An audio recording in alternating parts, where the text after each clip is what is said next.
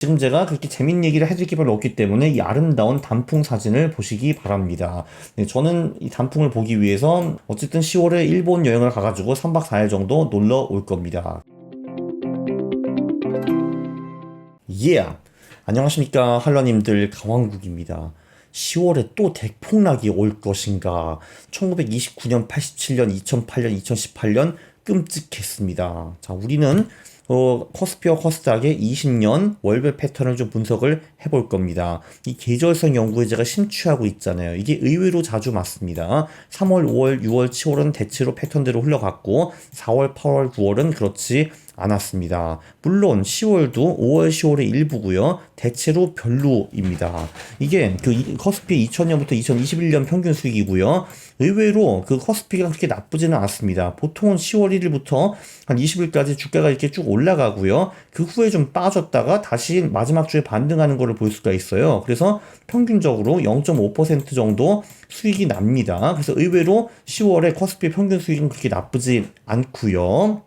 물론 이게 매번 그렇다는 거는 절대로 아닙니다. 요 파란색이 20년 평균이고 주황색이 작년이거든요. 작년은 보시다시피 평균은 이렇게 올랐다가 떨어졌다가 반등하는 건데 얘는 정반대로 떨어졌다가 반등했다가 떨어진 거를 볼 수가 있습니다. 그래서 완전히 반대로 움직였거든요. 자, 그렇다고 해서 이 그 계절성 패턴을 무시할 것인가? 이제 그게 아니라는 겁니다. 이게 확률적으로 맞을 때도 있고 안 맞을 때도 있는데 맞을 때가 안 맞을 때보다 조금 더 많다라고 하면은 우리는 그거를 투자해서 활용할 수 있습니다. 근데 이렇게 지난해처럼 지난해 10월부터 지난해 10월처럼 이렇게 패턴 분석이 전혀 안 받을 때도 있습니다. 네, 코스닥은 어땠는가? 네, 코스닥은 10월에 걸맞게 얘는 원래 죽 쓰는 것이 평균적인 흐름입니다. 일단 처음에 크게 죽 썼다가 좀 돌아왔다가 다시 죽 쓰는 거, 그리고 마지막 이틀에 반등하는 거, 요게 코스닥의 전형적인 패턴이고요.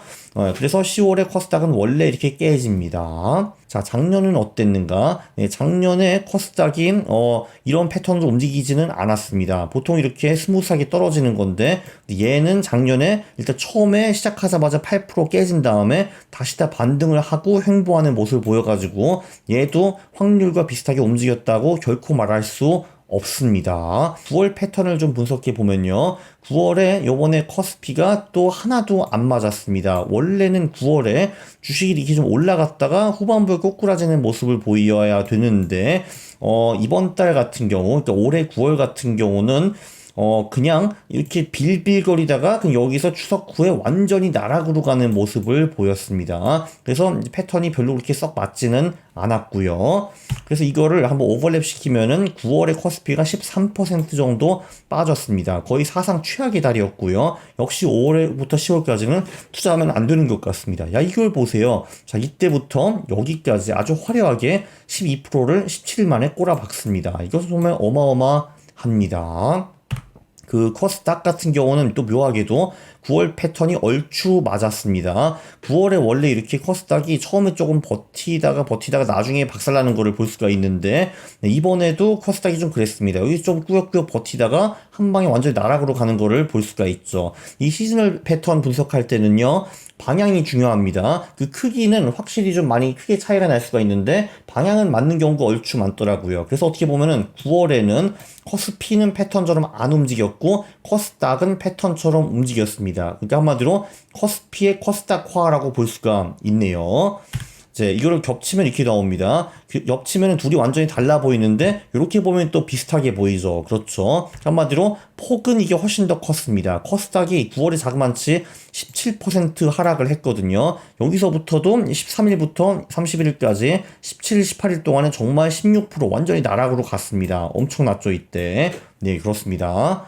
미국은 어떤가? 미국은 중간 선거가 있는 해에 별로 그렇게 주식이 안 좋다는 거를 몇 번 제가 말씀을 드렸죠. 그래서 S&P 500 같은 경우는 첫 번째 중간 선거 하는 해에 요 파란색처럼 많이 움직이거든요. 그래서 보통 4월에 빠지기 시작해가지고 이제 신나게 한 이때까지 빠지다가 그다음 빌빌거리다가 10월 말에 다시 비로소 주식이 올라가는 흐름을 보입니다. 올해도 10월 말에 슬슬 주식이 좀 반등했으면 좋을 것 같고요. 보통은 9월, 10월이 그렇게 별로 좋지는 않습니다. 중간 선거가 있는 해에는요. 올해도 S&P 500이 4월 19일부터 19.7% 나락을 했죠. 이 6월까지 막 빠진 빠지다가 그때 좀 반등하다가 야 6월에 무슨 반등이야 너 예의가 없냐 해가지고 다시 빠졌습니다. 예, 그런 패턴이었죠 올해는. 나스닥 같은 경우도 원래 중간선교가 있는 해에는 그냥 4월부터 10월 초까지 신나게 빠지는 것이 원칙입니다. 그 다음에 반등하는 거를 볼 수가 있죠.